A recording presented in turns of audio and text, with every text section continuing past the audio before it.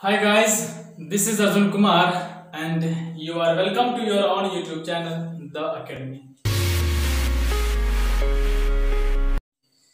दोस्तों, जैसा कि आप सब लोग जानते हैं, जो आप लोगों का क्लास 10 का जो पहला चैप्टर था रियल नंबर, वो बहुत ही आसानी से और बहुत ही मजे के साथ खत्म हो चुका है और हम लोग एक नया चैप्टर में एंटर कर रहे हैं और वो चैप्टर है आपका pair of linear equation into variable, यानी दो चर वाले रैखिक समीकरण युग्म।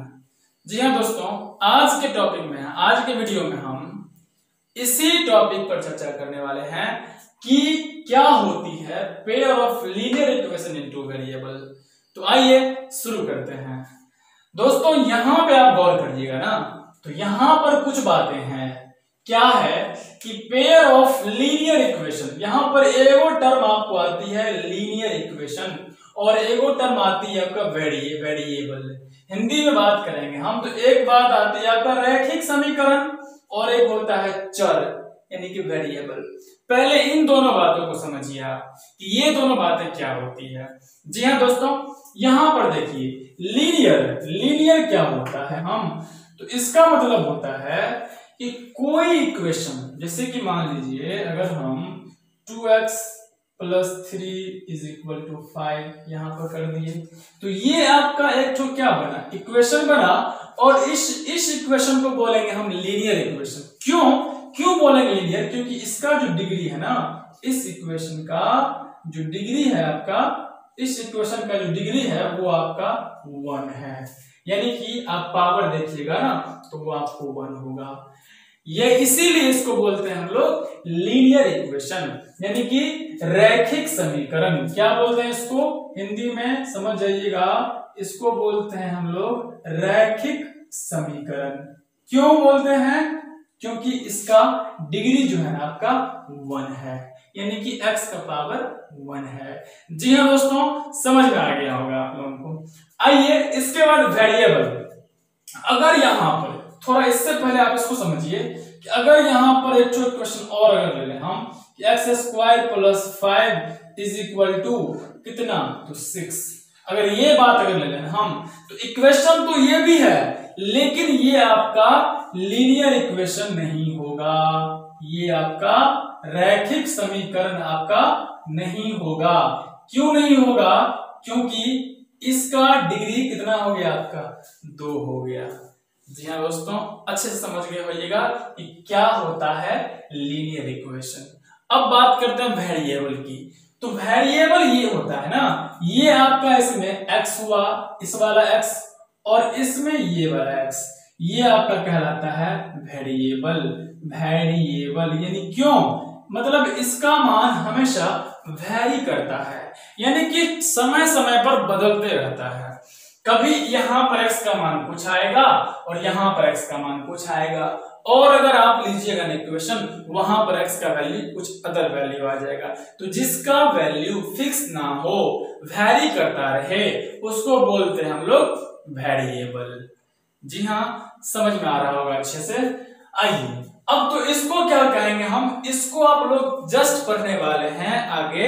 इसको बोलते हैं क्वाड्रेटिक इक्वेशन, जिसका पावर 2 होता है, उसको बोलते हैं हम लोग क्वाड्रेटिक इक्वेशन। इसके बारे में चर्चा डिटेल में हम लोग नेक्स्ट चैप्टर में करने वाले हैं।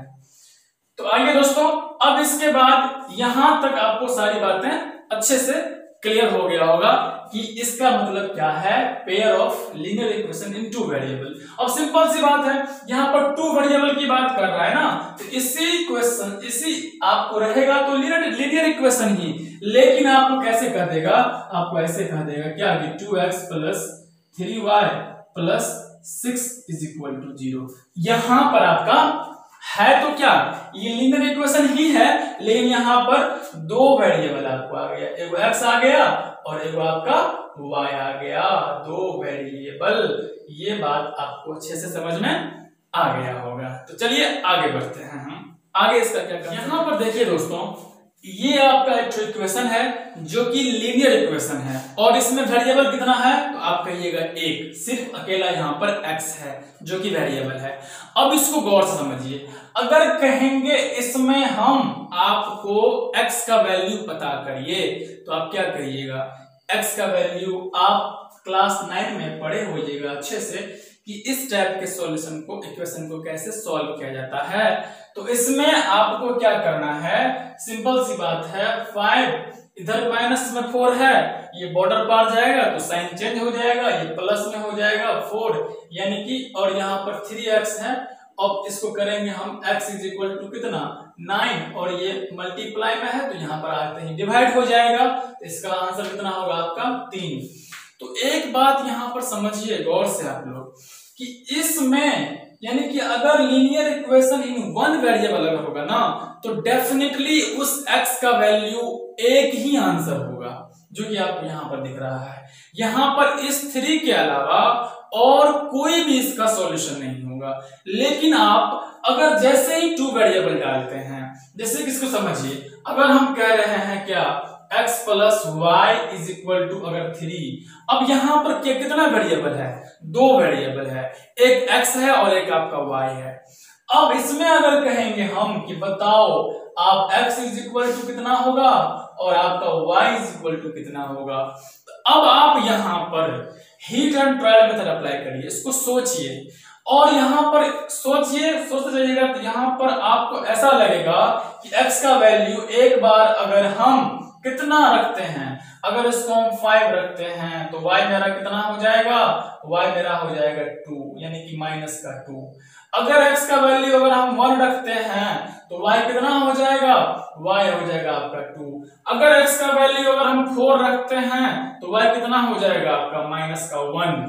आप इसको सोचिएगा ना तो आप इस रिजल्ट पर पहुंचिएगा कि इसका इनफाइनाइट वैल्यू निकल रहा है, इसका अनंत वैल्यू आपको निकलेगा, कोई इसका फिक्स वैल्यू नहीं होगा।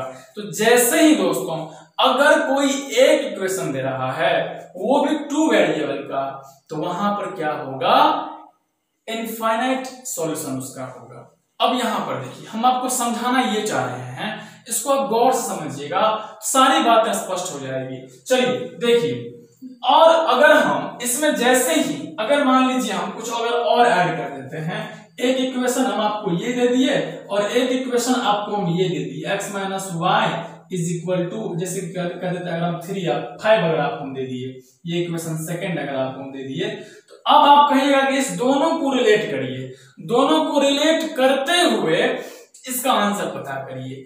तो यहां पर आपको इसमें कैसे, अब आप सोचिएगा क्या कि x का वैल्यू क्या होना चाहिए और y का वैल्यू क्या होना चाहिए। अभी तो आपको कोई भी प्रोसेस नहीं पता है, इसका तो वैसे बहुत सारा प्रोसेस है करने का, लेकिन अभी तो उसको पढ़े नहीं है हम।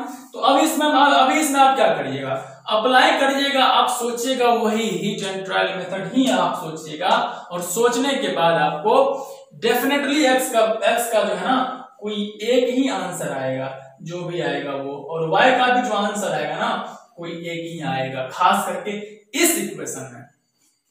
अब जी हाँ दोस्तों, अब इस चीज को देखिए, आप इतना सारी बातें आपको समझ में आ गया होगा आसानी से। अब हम कहेंगे कि फाइंड करिए आप कि x का वैल्यू क्या होगा। तो x का वैल्यू यहाँ पर 4 होगा आपको, और अगर आप कहिएगा y का वैल्यू क्या होगा तो y का वैल्यू आपको कितना आएगा, माइनस का 1 आएगा। इसके अलावा यहाँ पर और कोई वैल्यू नहीं हो सकता है। अब यहाँ पर देखिए, अब आपको हम क्या समझाना चाहते हैं वो जस्ट अभी आएंगे कि 2x plus 3y plus 5 is equal to 0। तो यहां पर दोस्तों आप इसको गौर से समझिएगा ना, तो इसको देखिएगा, तो ये आपको किस फॉर्म में है, ये आपको इसके फॉर्म में है क्या कि ax plus by plus c is equal to 0। यहां पर आप अगर दूसरा चीज अगर रहेगा, अगर एक तो इक्वेशन अगर और रहेगा तो आप इसको कह सकते हैं, जैसे कि मान लीजिए हम कहेंगे x minus 2y minus 6 is equal to 0। तो यहां पर इसमें आप a1 था, ये b1 था और ये c1 था। अगर इसी को अगर आप ऐसे लिखिएगा तो आप कैसे लिखिएगा, a2x और यहां पर कितना plus b2y plus C2 is equal to 0। यानी कि अब क्या किए हम, इसी सेम इक्वेशंस को हम एक इस प्रकार के फॉर्मेट में हम कन्वर्ट कर दिए। अब हम कहेंगे यहां पर आपको पता करिए कि A1 कितना है, तो A1 आप जस्ट कहिएगा x के साथ x, अगर ये इक्वेशन फर्स्ट है ना तो x के साथ x के जगह पे x और A1 के जगह पे कितना आ गया आपका 2 आपको आ गया। अगर हम बात करेंगे B1 की, अगर बात करेंगे ना तो B1 के जगह पे आप क्या कहिएगा कि सर यहाँ पर 3 है। अगर हम C1 के जगह पूछेंगे तो आप क्या कहिएगा यहाँ पर कितना है, तो यहाँ पर आपका 5 है। और आप इधर आइए, अब आप इसको सोचिए कि अब A2 के जगह पे कितना होगा। A2 के जगह पे यहाँ पर दिख तो रहा है कुछ नहीं, तो यहाँ पर ऑलरेडी क्या लगा है आपका 1 यहाँ पर हिडन रहता है, ये बात आप भी जानते होइएगा। यानी कि A2 इज इक्वल टू कितना है आपका 1 है। अगर हम कहेंगे B2 कितना है, तो आप B2 के बारे में क्या कहिएगा, B2 के बारे में कहिएगा आप माइनस का 2। अब थोड़ा इसको समझिए, B2 का वैल्यू माइनस का 2 क्यों हुआ। इसी चीज को हम यहां पर लिखते हैं, चाहे इसी चीज को हम यहां पर लिखते हैं, कैसे इसको लिखेंगे हम 1x प्लस माइनस 2y और plus minus 6 is equal to 0। I hope आप इसको समझ गए होइएगा और कोई फर्क नहीं आपको दिख रहा होगा। यानी कि सेम चीज को लिखे हैं, थोड़ा सा इस फॉर्मेट में आपको समझने में आसानी होगी। कैसे, तो A2 का वैल्यू 1, B2 का वैल्यू आपको माइनस का 2 और आपको C2 का जो वैल्यू होगा ना वो माइनस का आपको 6 हुआ। आई होप आपको अच्छे से समझ में आ गया होगा। आइए दोस्तों, मजेदार बातें अब आने वाली है, इसको आप गौर से समझिएगा। दोस्तों यहाँ पर मैंने एक इक्वेशन लिखा है, अब यहाँ पर आप इसमें पूछेंगे हम A1 कितना है, B1 कितना है, C1 कितना है। अब आप आसानी से आप बता सकते हैं, वो बातें मैं आपको बता चुका हूं। अब देखिए यहां पर क्या करते हैं हम, अब इसके बारे में आपसे अगर पूछेंगे ना, हम क्या पूछेंगे कि बताइए इसमें x का और y का वैल्यू कितना होगा, क्या होगा वो नहीं, कितना होगा। तो आप कहिएगा कि सर अभी आप बताए हैं कि अगर कोई एक इक्वेशन दिया रहता है और वो भी लीनियर इक्वेशन और वो 2 वेरिएबल में, तो उसमें x और y का इनफाइनाइट वैल्यू होता है। तो आप क्या कहिएगा यहाँ पर, इसका इनफाइनाइट वैल्यू होगा। अब इसी के सामने एक और इक्वेशन लिखते हैं हम, और हम क्या लिखते हैं, हम यहाँ पर देखिए 2x plus 4y is equal to 6, हम ये इक्वेशन लिखे। आप इसको गौर से देखिए और बताइए कि ये इस इक्वेशन यानी कि पहला इक्वेशन और आपका ये सेकेंड इक्वेशन में दोनों में कुछ फर्क दिख रहा है आपको। अगर इसको आप गौर से देखिएगा ना तो आप कहिएगा नो सर कोई फर्क नहीं है। क्यों नहीं है, तो हम इसी इक्वेशन में फर्स्ट इक्वेशन में ही 2 से मल्टीप्लाई कर दिए, LHS में भी और हम RHS में भी। और आप सब लोग जानते होइएगा क्या होता है LHS and RHS। LHS means left hand side और RHS means right hand side, यानी कि बायां पक्ष और दायां पक्ष। यानी कि यहाँ पर बायां पक्ष में भी 2 से गुना कर दिए हैं और यहाँ पर दायां पक्ष में भी हम 2 से गुना कर दिए हैं, जो कि कोई फर्क नहीं पड़ता है। अगर कोई इक्वेशन अगर होती है उसमें दोनों साइड हम सेम नंबर से मल्टीप्लाई कर सकते हैं, सेम नंबर से डिवाइड कर सकते हैं, सेम नंबर को हम ऐड कर सकते हैं, सेम नंबर को हम सब्ट्रैक्ट कर सकते हैं, कोई इससे फर्क नहीं पड़ता है। ये सब सारी बातें आप लोगों को पता होगा। अब यहाँ पर तो आप देखिएगा तो क्या कहिएगा, सर जी नहीं, यहाँ पर कोई फर्क नहीं पड़ा है, दोनों सेम है। तो अब आपको ये चीज क्लियर हो गया होगा। इसका जो सॉल्यूशन जो होगा ना, सॉल्यूशन पहले तो ये बताइए आप, इसका सॉल्यूशन निकलेगा कि नहीं निकलेगा। इसका सॉल्यूशन निकलेगा कितना, तो इनफाइनाइट। कितना निकलेगा आपका, तो इनफाइनाइट निकलेगा।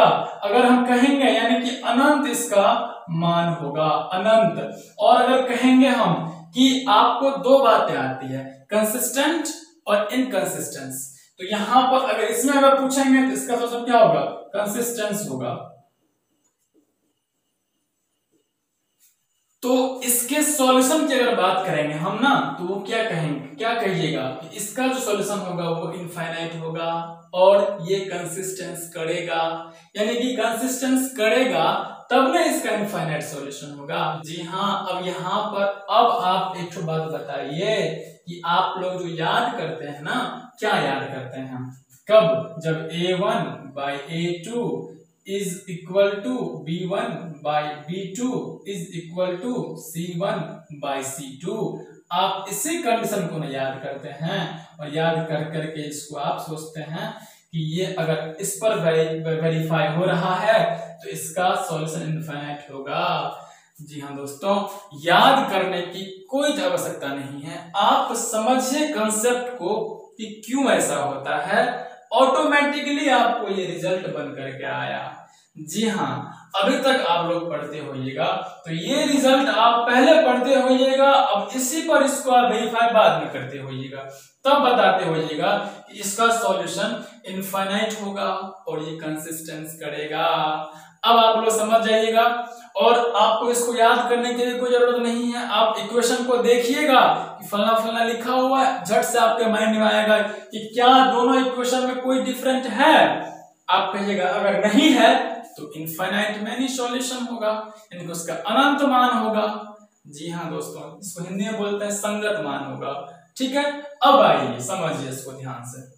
अब इसी बात को क्या करते हैं, हम ग्राफ पे समझते हैं। पहले इसी बात को हम ग्राफ पे समझते हैं। तो ग्राफ पे अगर समझेंगे ना हम, तो आप इसको देखिएगा ध्यान से। अगर ग्राफ आप क्लास 9 में पढ़ चुके हैं कि किसी भी लीनियर इक्वेशन को ग्राफ पे कैसे रिप्रेजेंट किया जाता है, तो यहां पर क्या होगा, इसको अगर आप ग्राफ पे रिप्रेजेंट करिएगा तो चूंकि इक्वेशन दोनों सेम है, इक्वेशन क्या है, दोनों सेम होगा, तो ग्राफ में जो होगा ना वो आपका, इसका जो ग्राफ बनेगा वो आपका क्या होगा, कोइंसाइड होगा। क्या होगा, कोइंसाइड। कोइंसाइड यानी कि इसको हम कहेंगे तो हिंदी में अगर इसको कहा जाए संपाती होगा। संपाती होगा यानी कि क्या, अगर कोई ग्राफ, अगर मान लीजिए कोई लाइन अगर ऐसा अगर बन रहा है ना, तो ये एक इक्वेशन का होगा, चूंकि इक्वेशन में कोई फर्क नहीं पड़ रहा है तो ये पहला वाला ग्राफ हो गया। अब इसी पर दूसरा वाला ग्राफ भी आपको आ जाएगा। अब ये बात आपको अच्छे से समझ में आ गया होगा कि इसका ग्राफ कैसा होगा, तो आपका इसका ग्राफ कोइंसाइड होगा, यानी कि एक दूसरे पर ही ग्राफ बनेगा। अब आप थोड़ा सा समझिए ध्यान से, हम एक ठो ग्राफ बना करके आपको समझाने का कोशिश करते हैं। अब यहां से पहला इक्वेशन से अगर आप लीजिएगा, x का वैल्यू निकालिएगा तो क्या करिएगा, 3 - 2y नहीं करिएगा, तो यानी कि x का, अब इसको यहाँ पर अगर आप बॉक्स बना करके इसको अगर सॉल्व करिएगा, कैसे, ये x और ये आपका y, तो y का वैल्यू अगर आप 1 रखिएगा तो x का वैल्यू कितना होगा, y का वैल्यू 1 रखिए, 3 2 1 जा 2, 3 में से 2 गया तो 1, y का वैल्यू भी क्या होगा, 1 निकला। x का वैल्यू अगर आप क्या रखते हैं, x का, y का वैल्यू अगर आप 0 रखते हैं तो y का x का वैल्यू कितना होगा, 0, तो यहाँ पर हो जाएगा ये 3। जी हाँ, अब यहाँ पर x1 y1, तो यहाँ पर बनेगा ये चीज, x भी 1 और आपका y भी आपका 1 है, जो कि यहाँ पर बनेगा। कोई पहला पॉइंट 1 और 1। अब आइए दूसरा 3 0 की बात करिए, 3 यहाँ पर x3 और y आपका 0, तो ये वाला तो 0 है ना, अब यहाँ पर बनेगा कौन सा, 3 और 0 वाला ये, तो ये आपको ग्राफ ऐसे करके बनेगी पहला इक्वेशन का, ये ग्राफ आपको ऐसे करके जाएगी पहला इक्वेशन का। सेकंड इक्वेशन क्या कह रहा है आपका, तो इसको कहिएगा आप क्या, ये 2x + 4y = 6 अगर है तो 2x, यानी कि इसमें अगर हम x का वैल्यू अगर निकालेंगे तो कितना, 6 - 4y / 2। अब आप यहाँ पर बनाइए बॉक्स, यहाँ पर अगर आप बॉक्स अगर बनाते हैं तो यहाँ पर क्या देखते हैं आप, x का वैल्यू और y का वैल्यू अगर निकालेंगे हम, x का वैल्यू अगर हम डालते हैं, y का वैल्यू अगर हम डालते हैं 1, तो x का वैल्यू कितना होगा, 4 1 जा 4, 6 में से 4 गया तो कितना हुआ 2, और 2/2 यानी कि 1, पहला चीज ये बना। अब सेकंड, अगर y का वैल्यू अगर आप 0 डालते हैं, x का वैल्यू क्या होगा आपका 3 नहीं हो जाएगा, यानी कि इसको 0 डालिए तो 4 को 0 से मल्टीप्लाई करेंगे तो 0, और 6 - 0 = 6, 6/2 = 3। देखिए आपका सेम नहीं बन गया, सेम, यानी कि अगर हम x1 तो y1 और x3 तो y0 सेम। आपको ये वाला देखिए और इसको देखिए, आपको दोनों आपका सेम दिख रहा होगा। तो बताइए आपको सारी बातें अच्छे से समझ में आया कि नहीं आया। तो दोस्तों आपको सारी बातें यहाँ पर, पहला चीज आपको ये पॉइंट जो था, ये वाला बात आपको स्पष्ट हो गया होगा। अब आपको अच्छे से याद भी हो गया होगा कि ये क्यों होता है, कैसे होता है और कहां से आया। जी हाँ दोस्तों, चलिए बढ़ते हैं हम लोग अगले। अब इसको देखिए, यहाँ पर मैंने एक इक्वेशन लिया है जो कि लीनियर इक्वेशन इन 2 वेरिएबल है। अभी अगर आपसे पूछेंगे कितना इसका सॉल्यूशन होगा, तो आप क्या कहिएगा, इनफाइनाइट मैनी सॉल्यूशन होगा, क्योंकि यहाँ पर अभी एक ही इक्वेशन लिखे हैं हम। चलिए हम अदर इक्वेशन लिखते हैं। और अगर वो इक्वेशन अगर आपका ये होगा 2x + 4y - 12 = 0। अब इसको गौर से देखिए दोस्तों, अब इसको आपको देखने से क्या निकलेगा यहाँ पर। अगर इसको हम थोड़ा सा, अगर इसको और मतलब थोड़ा इसको और एक्सपेंड करते हैं, यानी कि अगर इसको ऐसे लिखते हैं हम x + 2y = 4, और आपको ये क्या हुआ, x + 4y 2x + 4y = 12।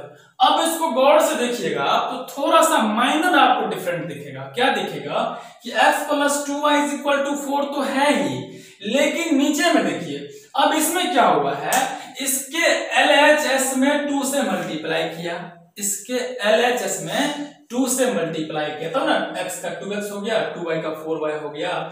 और यहां पर इसके RHS को देखिए, तो इसमें क्या किया, आपको 3 से मल्टीप्लाई कर दिया, यानी कि रूल को हम ब्रेक कर दिए, यानी कि नियम का उल्लंघन कर दिए हम। और नियम का उल्लंघन जैसे ही हो गया तो रूल के बिना कुछ संभव नहीं होता है। आपको किसी भी कोई काम के लिए उसका रूल आपको अप्लाई करना ही पड़ेगा। यानी कि इसको हम क्या कर रहे हैं, ये जो बात जो कह रहा था कि भैया आप LHS में 2 से मल्टीप्लाई किए हो, मेरा ही दोनों हाथ है, एगो बायां एगो दायां, तो जितना आप बायां में दिए हो उतना ही तो आप दायां में भी दो, तब ना कोई फर्क नहीं पड़ेगा। लेकिन आप तो कर रहे हो गलत, तो यहाँ तो फर्क पड़ जाएगा। तो फर्क क्या पड़ेगा, यानी कि इसका सॉल्यूशन ही कोई नहीं निकलेगा। जी हाँ, इसका सॉल्यूशन ही कोई नहीं निकलेगा। क्यों? क्योंकि यहाँ पर हम रूल को ब्रेक कर रहे हैं।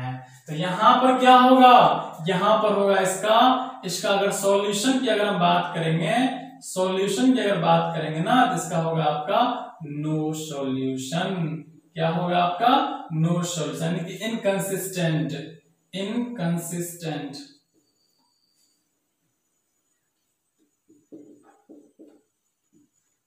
ये आपका इसका कोई सॉल्यूशन ही नहीं होगा। अब देखिए आप, सॉल्यूशन जब नहीं हुआ, क्यों नहीं हुआ वो बात आप समझ चुके हैं। अब यहां पर इसको क्या करते हैं हम, आप इसको गौर से देखिए, a1/a2 क्या है यहाँ पर, a1/a2 = b1/b2 आपको दिख रहा होगा, क्योंकि 1/2 और 2/4 यानी कि 1/2। और क्या हुआ आपको, ये बराबर नहीं हुआ किसके, c1/c2 के। जी हाँ, तो इस कंडीशन में क्या होती है, उसका नो सॉल्यूशन होता है। समझ में आ गया होगा सबको, आप सबको अच्छे से। अगर समझ में आ रहा है और मजा आ रहा है ना, तो वीडियो को लाइक कर दीजिए और अपने दोस्तों के पास शेयर कर दीजिए, ताकि उसको भी समझ करके मजा आ जाए और आपको थैंक यू बोले। जी हाँ दोस्तों, चलिए आगे बढ़ते हैं, इसी चीज को थोड़ा सा और इसको एक्सप्लेन करते हैं, ताकि और अच्छे से आपको समझ में आ जाए। तो आइए देखिए, इसमें नो सॉल्यूशन का मतलब क्या हुआ, हिंदी में समझ लीजिए, यानी कि कोई हल नहीं। क्या होगा इसका, कोई हल नहीं होगा इसका। इनकंसिस्टेंट का मतलब होता है असंगत। जी हाँ दोस्तों, असंगत। चलिए आइए, अब इसको क्या करिए आप, इसको अगर आप ग्राफ से अगर बनाइएगा ना, तो ग्राफ का जो इसका रिप्रेजेंटेशन होगा वो क्या होगा, तो वो आपको होगा पैरेलल। ठीक है, ये क्या होगा आपका, पैरेलल होगा, यानी कि समांतर ग्राफ बनेगा। समांतर ग्राफ आपका बनेगा। अब आप इसको देख लीजिए, सॉल्व करके देख लीजिए। सॉल्व करिए। तो कैसे, ग्राफ से अगर इसको हम रिप्रेजेंट करना चाहें, अगर आप पहला इक्वेशन को लीजिए x + 2y = 4, इसको अगर आप निकालिएगा ना x का वैल्यू, x = क्या होगा 4 - 2y। अब आप इसका x का वैल्यू निकालिए और y का वैल्यू निकाल करके इसमें आप बिठाइए, यानी कि इसमें अगर हम x का वैल्यू डालते हैं और y का वैल्यू, अगर y का वैल्यू यहाँ पर डालते हैं 1, y का वैल्यू क्या डाले हम 1, तो कितना 2 × 1 = 2, अब 4 में से 2 जाएगा तो 2, y कितना x कितना होगा आपका 2। अगर इसमें डालते हैं हम y = अगर हम डालते हैं 0, x कितना होगा 4 में से 0 गया तो 4, यानी कि x होगा आपका 4। अब इसको पुट करिए, यानी कि x का वैल्यू 2 और y का 1। अब देखिए 2 और 1 कहाँ मिल रहा है, यहाँ पर मिल रहा होगा 2 और यहाँ पर आपका 1। ये क्या हो गया आपका, ये हो गया आपका 2 और आपका 1। ठीक है, चलिए आगे। अब 4 और 0, देखिए ये 4 होगा और ये आपका, ये x का वैल्यू 4 और y का वैल्यू यहाँ पर 0 होगा, यानी कि 4 और 0। ये बात आपको समझ में आ गया होगा। अगर इसको मिलाइएगा तो कैसे जाएगा, ये आपको ऐसे करके, इसको होते हुए आपको ऐसे करके ग्राफ निकल जाएगी। अब आप इसको देखिए, सेकंड को बनाइए। सेकंड में क्या है आपका 2x + 4y, यानी कि 2x + 4y = 12। अब यहां से अगर x का वैल्यू निकालते हैं ना हम, तो 12 - 4y बट्टा में कितना होगा 2 होगा। जी हाँ, आप सब लोग इसको अच्छा आसानी से समझ गए हो जाएगा। क्या किया हम, इसको बॉर्डर पार ले गए, तो 4y प्लस में था तो माइनस में हो गया, यहाँ पर मल्टीप्लाई में है यहाँ पर डिवाइड में हो गया। अगर इसको अगर आप बॉक्स बना करके इसको दिखाना चाहते हैं अगर आप, यानी कि ये आपका x हो गया और ये आपका y हो गया। अब y का वैल्यू अगर डालते हैं 1, y का वैल्यू क्या किए हम डाले हैं 1, तो 4 × 1 = 4। अब 12 में से 4 गया तो कितना होगा आपका 8 हुआ ना, 12 में से 4 गया तो 8, 8 बटा 2 यानी कि 4। ये कितना होगा आपका, अब y का वैल्यू डाले 1 तो कितना हो गया, x का वैल्यू आपका 4 हो गया। क्यों, 12 में से 4 गया 8 बटा 2 यानी कि 4। अगर इसको डालते हैं y का वैल्यू, अगर हम डालते हैं 2, y का वैल्यू क्या किया हम 2 डाले, तो 4 × 8, अब 12 में से 8 गया कितना हुआ आपका 4 हुआ। अब 4 बटा 2 यानी कि 2, यानी कि यहाँ पर क्या होगा, x का वैल्यू 4, जी हाँ, तो y का वैल्यू 1, x का वैल्यू 4 तो y का वैल्यू 1, यानी कि यहाँ पर होगा। ये किसका होगा, UI इक्वेशन आपका x + 2y = 4 का ये पहला वाला लाइन आपको बना है। देखिए दोस्तों, यहाँ पर क्या हुआ 4 और 1, इसको देखिए ध्यान से, थोड़ा सा यहाँ पर गौर से समझिएगा। x का वैल्यू 4 और y का वैल्यू 1, ये हम सेकंड का लिखे हैं, ये वाला सेकंड इक्वेशन का। ये x का वैल्यू 2 तो y का वैल्यू 2, x का वैल्यू 2 तो y का भी वैल्यू कितना 2, यानी कि यहाँ पर आ रहा है। अब देखिए x का वैल्यू 2 तो y का वैल्यू 2, ये ऊपर वाला का है। अब आप इसको मिलाइए, आप इसको मिलाइएगा, मिला करके आपको देखिएगा कि क्या हो गया आपका, ये पैरेलल निकल गया, यानी कि आपका ये किसका इक्वेशन था 2x + 4y = 12 का ये ग्राफ था। तो यहाँ पर देखिए दोनों लाइन पैरेलल चली गई ना। जी हाँ दोस्तों, जब पैरेलल जाती है तो इसका कोई सॉल्यूशन नहीं होता है। आप सबों को अच्छे से यहाँ तक सारी बातें क्लियर हो गया होगा। तो दोस्तों, कैसा लगा आपको ये सब सारे कंसेप्ट समझ करके कमेंट में जरूर बताइएगा। आज के लिए इतना रहने दीजिए, हम लोग नेक्स्ट वीडियो में मिलते हैं। इसका एक और पॉइंट है जो कि रह गया है, आपको भी पता होगा, हम उसको लेकर के आ रहे हैं और इस पर बेस्ड, तीनों पॉइंट पर बेस्ड कुछ क्वेश्चंस लेकर के आ रहे हैं नेक्स्ट वीडियो में। चलिए दोस्तों, तो मिलते हैं हम लोग अगले वीडियो में नई उत्साह, नई ऊर्जा, नई उमंग के साथ। तब तक के लिए आप सभी लोग खुश रहिए, स्वस्थ रहिए और अपने माता पिता का और अपने देश का ख्याल रखिए। जय हिंद।